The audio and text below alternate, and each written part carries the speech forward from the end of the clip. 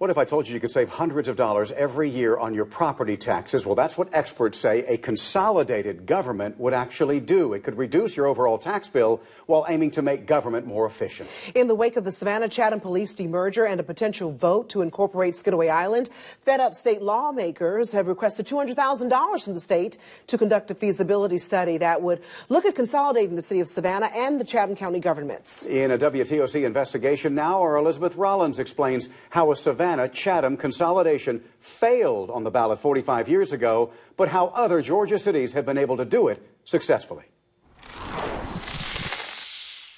Right now, there are 8 consolidated governments in the state of Georgia merging amid very similar issues to what we've seen in the city of Savannah and Chatham County. Experts say consolidation not only makes government more efficient, but it also could reduce your property taxes, and it stimulates economic development. It was 1973 as President Nixon was making national headlines with the Watergate scandal. Well, I'm not a crook. Local headlines debated the issue of a Savannah-Chatham consolidation. In June of that year, Chatham County voters were tasked with deciding whether or not they wanted to consolidate the city of Savannah and the unincorporated areas. The vote failed because it didn't get a majority in both the city and unincorporated area of the county. But the effort to consolidate didn't stop there. Less than 10 years later, state lawmakers were pushing to get it back on the ballot. Former State House Representative Ron Ginsburg was one of them. There are certain rules in the legislature that you have to get so many legislators to sign on to a bill, particularly a local bill, to make it effective. But they didn't get the signatures, and the revival effort went nowhere because a couple of his colleagues disagreed with how the votes were calculated back in 1973. According to a Savannah Morning News article from March 10, 1982, they believe that 2 referendums should be held. One for all voters in Chatham County and one for all voters in the city of Savannah, giving city voters 2 votes in any merger decision. But when a double majority referendum was not an option in 1982, some lawmakers made sure it didn't go back on the ballot. A city vote that's also counted in the county is not a new concept for consolidation in Georgia. In fact, that's how consolidation was passed in Columbus, Muskogee and Macon-Bibb County.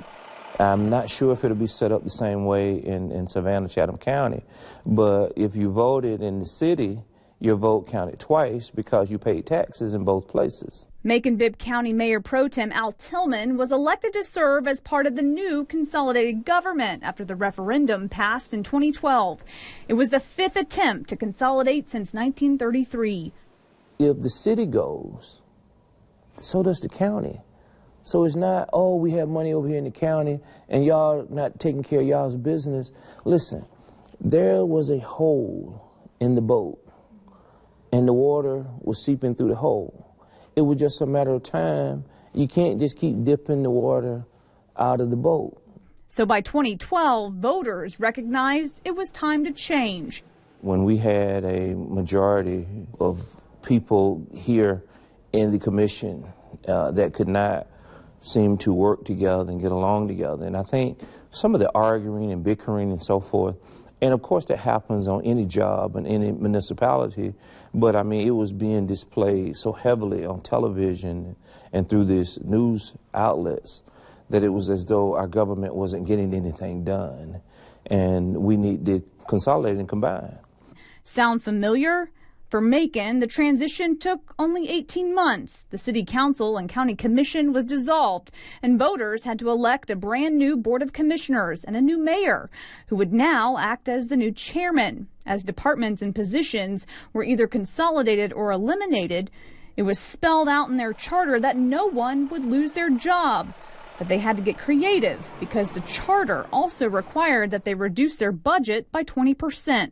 You got people sometimes that's sitting on a job that's been around 30 years. If he or she is now a supervisor and just sitting in a corner, you know, they can come to work every day and just relax. Well, if you offer them a package, because through attrition, those can move on and others could step up and continue to maintain the jobs. And I think we're very successful in attrition in doing that. Macon-Bibb County also managed to cut their property taxes. Like Savannah and Chatham County, Prior to consolidation, residents living in the city of Macon were paying city, county, and school taxes. Once the consolidation passed, the city millage rate was phased out over the course of 4 years, reducing their total millage rate by 7.5 mils. So regardless of where you live in Macon-Bibb County, residents now only pay county and school taxes. A 7.5 mil reduction for a city of Savannah resident living in a $289,000 home could equate to a savings of about $870 a year on your total property tax bill. That's without any type of homestead exemption. Officials here in Macon say consolidation not only reduces taxes, but it also stimulates economic development because businesses only have to deal with one local government. This is very much a thriving downtown area now, but prior to consolidation, officials say this area was a ghost town. I think it's been a game changer from us in economic development. Prior to consolidation, it was very slow. We did have a little success, but nothing in the way of the success that we have had now. Robbie Fountain is Macon-Bibb County's Industrial Authority chairman. He says they've been able to transform their downtown and bring in companies like Amazon, which is building a distribution center right off I-75. When they came in, they had a checklist a mile long, and I can say, I'll say it again, I mean, being consolidated, we could check that list a lot quicker than having to go through two different governments. Do you think they would have even approached y'all if y'all had not been consolidated? I don't think so. I think as site selectors start looking around the state of Georgia, they look for that because they know a lot of these people, their timelines are very quick. In just the last year, more than 1,600 jobs have been created because of all the economic development. And in just 6 years since consolidation, Macon-Bibb County officials say they aren't looking back. Everybody's on the same page and working together. This intergovernment agreement can work, and I think it's working for us. And potentially, that's up for the voters of Savannah and Chatham County to decide, should it make it on the 2019 ballot. Well, when I started, I was 35 years old. Okay, I'm now 72, so the idea is so much has changed. It may be a different time, but for Ginsburg, his opinion hasn't changed at all. It can happen, and it would be for the long-term better of the community. But again, it's this trust factor that's very, very difficult. And that trust he's referring to is trusting the unknown. You should know that every city and county that consolidates does it differently. So just because Macon did it one way doesn't mean that another city will do it exactly that way.